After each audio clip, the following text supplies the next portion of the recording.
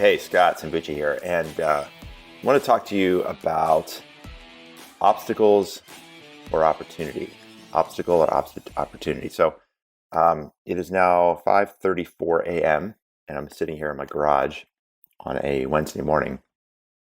Last night, I woke up at 3 in the morning, and I think like a lot of you, if you wake up at 3 in the morning, it's not intentional, but the work day starts to spin in your head a little bit. We've had a lot of really exciting things happening with our company. We just had a big live event, virtual, online event with our clients last week. We're brought on 3 new clients already this week. We're upgrading our entire client delivery system. We've just hired a sales rep. And with all of that excitement, there's also a lot of work to be done.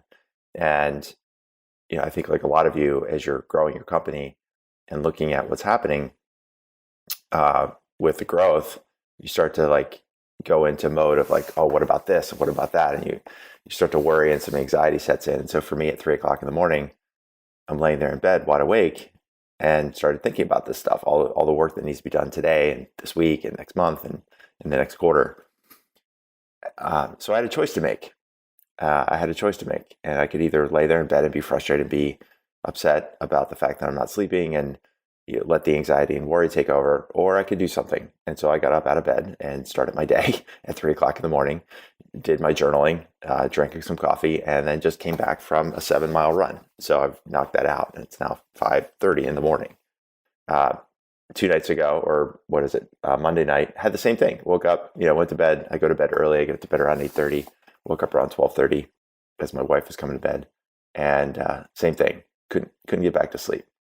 So what did I do? Well, is that an obstacle? Do I get frustrated about that, or do I do something? And for me, right now, training for a 100-mile ultramarathon that's happening in 3 months' time, I thought to myself, well, how can I use this to my advantage? Well, at some point, I'm going to have to run through the night and get used to running without a lot of sleep. So I got up out of bed. My wife said, "What are you doing?" I said, "I'm going to go for a run." And of course, to her credit, it was not as much of a surprise as it might think. She said, "Okay, well, be careful. Bring a headlamp. Um, just watch for cars or whatever. I don't know what cars to look for." So strapped on my running shoes and went out the door and did a 5-mile run that night. Came back, had a little snack, back to bed before 2 a.m. and slept until whatever, 5 in the morning, started my day.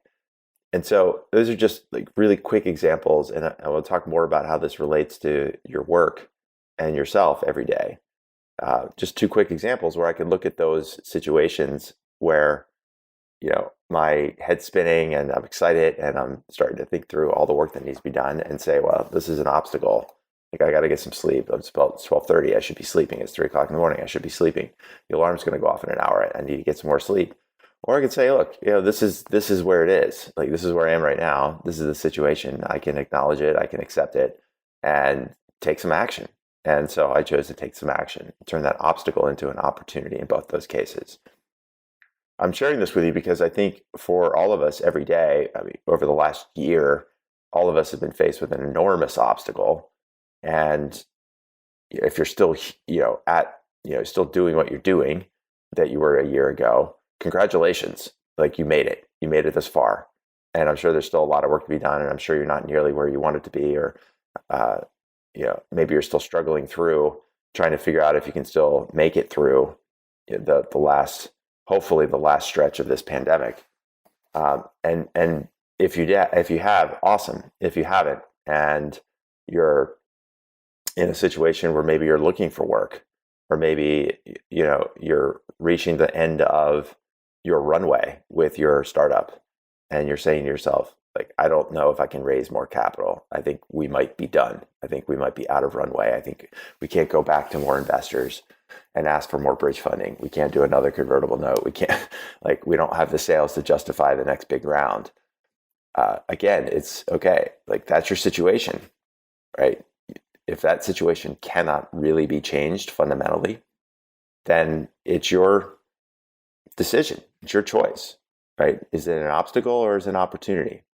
It's an opportunity maybe to pivot the company. Maybe it's an opportunity to take a break from the startup. Maybe it's an opportunity to try something new.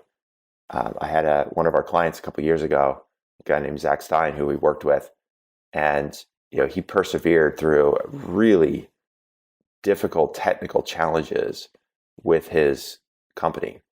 And despite his best efforts, despite the best support from his investors, despite his team support, he hit the end of the road. He and his co-founder realized the technical hurdles ahead of them were too great, too big, too far ahead before they could really get to where they wanted to go. And he had to make that pivot. And so he went back to his investors and said, hey, we have some cash left, and made a complete pivot, and now started a company called Carbon Collective and down a completely new path and doing really well. And so, there's a lot of those stories. I know it's easy to look for confirmation bias and look for people that have made a successful transition or a successful pivot. And maybe that's what you need right now. Maybe that's the motivation that you need. Maybe those are the stories. And whether that big pivot or that big step, the way you treat that obstacles, whether it's an obstacle or an opportunity, maybe it doesn't have to be a big pivot. Maybe it's a small pivot, and a series of small pivots will lead you down the next path. I want to take this even further and just think about your daily work. Think about the obstacles that you might be thinking of. If you're a company founder and you're watching this or listening to this, and you think to yourself, like, what are the obstacles that you might be facing every day, right? For me, it's Wednesday morning, and you've got the day ahead, you've got the rest of the week. You might be thinking through the work you might have to do over the weekend, going up to the end of the quarter. Like, what can we do to move the needle and get some deals converted so that we can get our Q1 number, make that pro forma look good for the investors for the round that I want to raise this spring.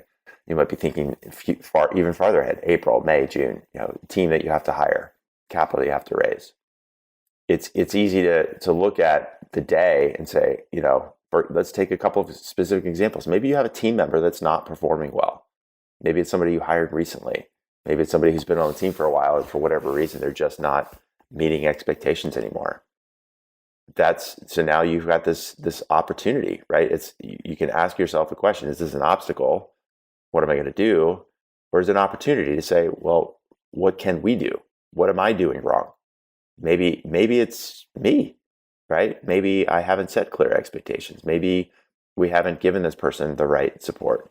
Maybe I'm not really clear about what's going on in that person's personal life, and I've got to just ask them not to divulge, private information, but just like, hey, let's talk through where you are. What do you need? How can we help you? Like, let's turn this into an opportunity. Maybe the obstacle of that team member underperforming is an opportunity to move them to a new role. Maybe they've shifted. Maybe the role itself has shifted to the point where what they were doing 6 months ago is not the same work and production that needs to happen now. So it's not that the person is a bad person or a wrong fit. Maybe they're just in the wrong seat, and you've got to move that person around. There's potentially an opportunity there. If you look at your sales pipeline and you say, like, we've got a bunch of deals that are stalled. We got a bunch of deals we're trying to get over the line and convert them in Q1. Are these obstacles or are those opportunities? Each one of those, is there an opportunity to learn this from the situation? Like, what did we do wrong? What could we do differently? How do we change course? How do we try new strategies? How do we try new techniques? What is the opportunity here to learn? What is the opportunity we have to make a change, right? So I think for a lot of us, we're all going to have obstacles every day. For me, it's getting up at 3 a.m. It was getting up at 3 a.m. or 2 nights ago, waking up at 12:30. So is it an obstacle or an opportunity, right? The last couple of days for me, during the day, in the afternoons from 2 to 6, I've been attending a workshop. Usually I'm the one delivering the workshop. In this case, I've been attending a workshop. And it's a group that I belong to. Belong to a group of coaches and consultants, people that run businesses like mine that help across different industries.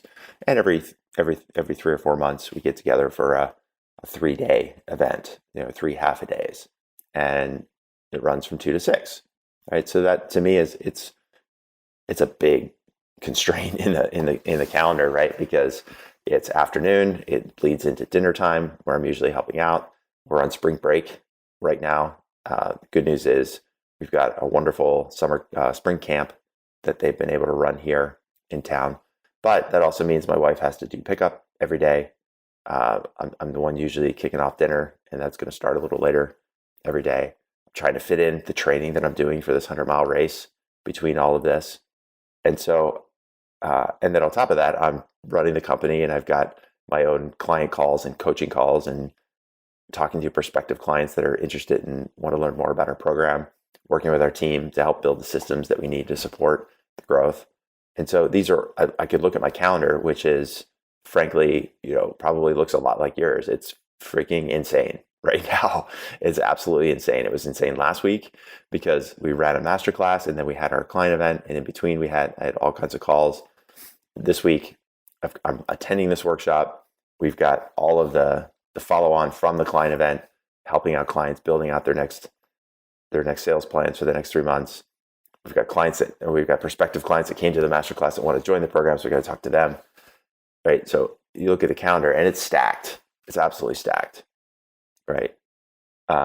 Again, I could look at that and try to think, well, what am I going to do about this training that I'm supposed to be doing? I'm 3 months away from the biggest race of my life. This is a race I've been trying to do now for almost 10 years. And I finally got in this race. Last year it was canceled because of COVID. And so now we're training again, three months away. It's the Western States 100. And again, I could look at this as an obstacle or I could look at it as an opportunity. And the opportunity that I have is, number one, maybe scale back for a couple of days, right? I've been training really hard since January 4th when I kicked off my training schedule, right? So that's a solid, 9-10 weeks of hard training. And one, it's an opportunity to maybe take a rest. Number two, it's an opportunity to think about how can I adjust my training when I have these kinds of days. And what I found is that between the workshop breaks, between the calls, one of the things I've been doing is doing my strength exercises. So I have a whole battery of strength exercises. I don't have the worksheet in front of me here, but it's a checklist. It's a checklist of about 15 different exercises that are based on core, based on leg strength, and these are just body weight exercises. These are stretches. These are things like air squats and step back lunges and crunches and all those kinds of things. And again, it takes about 45 minutes to run through this list. And so the obstacle is like, where am I going to find 45 minutes? I don't have a 45-minute block. It's, I had to get up I just knocked out a run at 4:30 in the morning, and that's probably the only time today I'm going to have any time to do this. And so the opportunity that I found over the last couple of days is, well, what if I just did 3 or 4 of these exercises in small blocks during the breaks that we have in this workshop? We get, short 10-minute breaks. I could knock out 3 or 4. What about during the workshop itself, right? How many times have you been on a Zoom meeting or some other kind of event? And yeah, it's a 90-minute or 60-minute session, but can you listen, while doing stuff? So there are times where, I've got my Zoom meeting on and I'm laying on the ground doing a plank, doing 2 minutes of plank or doing a 2-minute wall sit and still watching, what's going on and still listening and still paying attention. But it was an opportunity for me to realize like, I could fit in these exercises throughout the course of the day, any day. It doesn't have to be just because of this workshop. And not only that, by doing those exercises, it gives me a boost of energy. It's giving me some oxygen in my system. It's giving me some positive chemicals flowing through. And now at 3-4 in the afternoon, when I might normally be dragging because I've been up for 12 hours, now I'm actually feeling pretty good. I don't need coffee. I don't need that boost of caffeine. I've got some natural energy boost because I'm staying active. So again, the obstacle turns into an opportunity if you allow it to, if you look for that. So, there's more I could share on this, and I think you're getting the point that I want to make at this point. And I want to just let you know that things are hard, right? When you're trying to do hard things, things are difficult. You're going to have obstacles. And so the question to ask is, are we going to, you know, are you going to lament about the obstacle and worry about the obstacle and worry about what you're going to do about the obstacle, or do you look at that as an opportunity to take advantage of that? And so for me at 3 o'clock in the morning or 12:30 in the morning yesterday, it was, this gift of time. It was an opportunity to go out and knock out a couple of runs that I may not have otherwise gotten in, right? And with whether it's a team member at work, if it's a sales opportunity, whether it's a product release that's gone awry, right? What are the opportunities that are presented to you when you've got these obstacles in front of you? So you've got this. I know you do. We've got this. So, all right. So that's it for now. Ask yourself, is it an obstacle or an opportunity? And I think if you turn the obstacle into an opportunity, you're going to find all kinds of openings, all kinds of new futures that you wouldn't have otherwise even thought exist. All right, go farther. See ya.